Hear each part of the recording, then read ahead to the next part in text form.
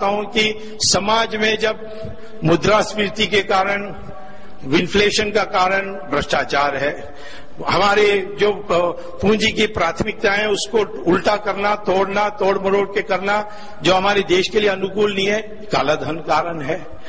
और यहां तक कि इस पैसे के कारण चुनाव का यानी दोषित होना, वो भी तीसरा कारण है। दुनिया भर के कुकर्म किया जाती है। और इलेक्ट्रॉनिक्स वोटिंग मशीन जो बनी है उसमें जो माइक्रो कंट्रोलर है वो कौन बनाता है? वो जापान बनाता है, जापानीज कोई कंपनी बनाती है। तो मैंने उस जापानीज कंपनी को कांटेक्ट किया कि जो आप माइक्रो कंट्रोलर हमारे ईवीएम में लगाते हैं, क्या आप अपने जापान के कंपनी में भी, जापान के ईवीएम में भी लगाते हैं? तो उसने कहा हम कोई पागल हैं, हम तो ईवीएम नहीं उपयोग करते हैं, हम तो बैलेट पेपर में चलते हैं।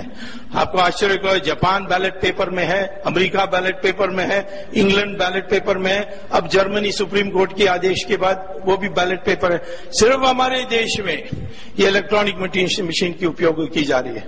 तब भी जब मैंने कोर्ट में केस डाली तो हाई कोर्ट ने पूछा मुझसे, कोई ऐसा आप सुझाव दे सकते हैं कि मशीन का भी उपयोग हो और धांधली भी ना हो?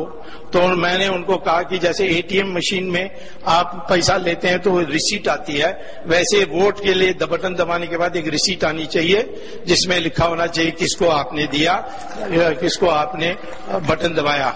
और उस चिट को बाहर ले जाना नहीं चाहिए, उसको बगल में एक बॉक्स में ही डाल देना चाहिए। उस बॉक्स में डालने के बाद जब कोई विवाद आती है तो उसी की वो पर्चा की गिनती होगी, मशीन में दोबारा बटन नहीं दबाई जाएगी।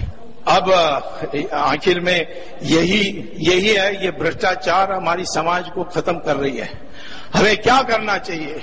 इसलिए हमें तो पहला है कि ये देश की रक्षा करने के लिए जो विभाजन हमारे समाज में है उसको खत्म करना चाहिए।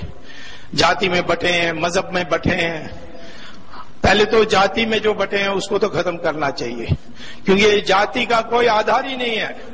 साइंटिफिक एनालिसिस आई है डीएनए की, उस डीएनए से ही हम बता सकते हैं कि हमारे में और दूसरे में कोई फर्क है कि नहीं। हिंदुस्तानियों का सारा डीएनए एक ही है, वो चाहे